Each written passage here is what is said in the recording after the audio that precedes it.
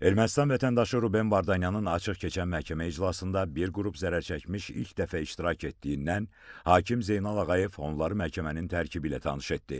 hüquq və vəzifələr barədə məlumatlandırdı. İclasda Ermənistan dövlətinin, onun dövlət qurumlarının vəzifəli şəxslərinin, hərbi qüvvələrinin və qanunsuz silahlı birləşmələrin bilavasitə rəhbərliyi və iştirakı, şifahi, yazılı qaydada verdiyi tapşırıq, göstəriş və təlimatları, maddi, texniki, şəxsi heyətlə verdiyi dəstəyi, mərkəzi qaydada idarəçiliyi əsasında, eləcə də ciddi nəzarət altında Azərbaycan ərazisində daxili və beynəlxalq hüquq normalarına zidd şəkildə ölkəmizə hərbi təcavüz etmək məqsədi ilə yaradılmış, Ermənistan dövlət tərəfindən aparılan təcavüzkar müharibənin gedişində çoxsaylı cinayət faktları törətmiş, cinayətkar birliyə təqsirləndirilən Ruben Vardanyan 2020-ci ilin dekabrında qoşulduqdan sonra həmin birlik tərəfindən törədilən cinayətlər nəticəsində zərər çəkmiş şəxslər dindirildi. Zərərçəkmiş Müdafiə Nazirliyinin işğaldan azad edilmiş Kəlbəcər rayonunun ən saylı hərbi hissəsinin maddi texniki təminat bölməsinin rəisi Söhbət Şükürov ifadə verərək xidmət yerinin Ermənistan silahlı qüvvələri ilə təmas xəttindən uzaq məsafədə yerləşməsinə baxmayaraq, Ermənistan silahlı qüvvələrinin keçirdiyi hərbi təxribat zamanı mina atanlardan açılmış atəş nəticəsində müxtəlif dərəcəli bədən xəsarətləri aldığını bildirdi. Bundan başqa ifadə verən Müdafiə Nazirliyinin ən saylı hərbi hissəsinin tibb bölməsinin felçeri Samir Yusifov,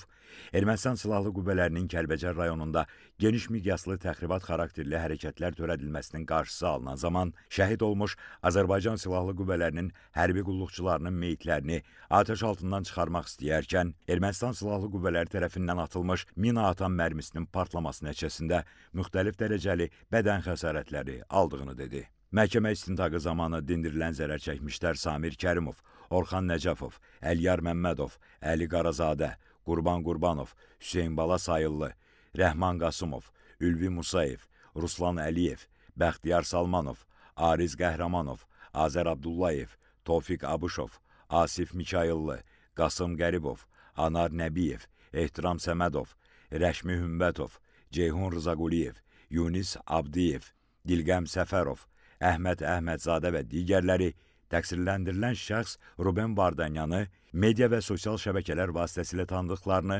onunla şəxsi tanışlıqlarının olmadıqlarını bildirdilər. Onlar hərbi xidmətdə olarkən Kəlbəcər və Ağdam rayonlarında Ermənistanın hərbi təxribatı zamanı müxtəlif təyinatlı silahlardan, o cümlədən snayper tüfəngindən açılmış atəş, mina atanların mərmilərinin partlaması nəticəsində müxtəlif dərəcəli bədən xəsarətləri aldıqlarını bildirdilər. Dindirmədən sonra zərərçəkmiş şəxslər hakimlərin, dövlət ittihamını müdafiə edən prokurorların xidməti yerləri, hərbi təxribatların törədildiyi konkret ərazilər, hadisə nəticəsində yetirilmiş xəsarətlərin ağırlıq dərəcəsi və lokalizasiyası barədə suallarını cavablandırdılar. Ardınca məhkəmə prosesində zərərçəkmiş şəxslərin barələrində keçirilmiş məhkəmə tibbi ekspertizasının rəyləri elan edildi. Məhkəmənin növbəti iclası aprelin 8-nə təyin olundu. Qeyd edək ki, Bakı Hərbi Məhkəməsinin hakimləri Zeynal Ağayevin sədrliyi, Anar Rzayev və Camal Ramazanovdan ibarət tərkibdə keçirilən məhkəmə prosesində Ermənistan vətəndaşı Ruben Vardanyan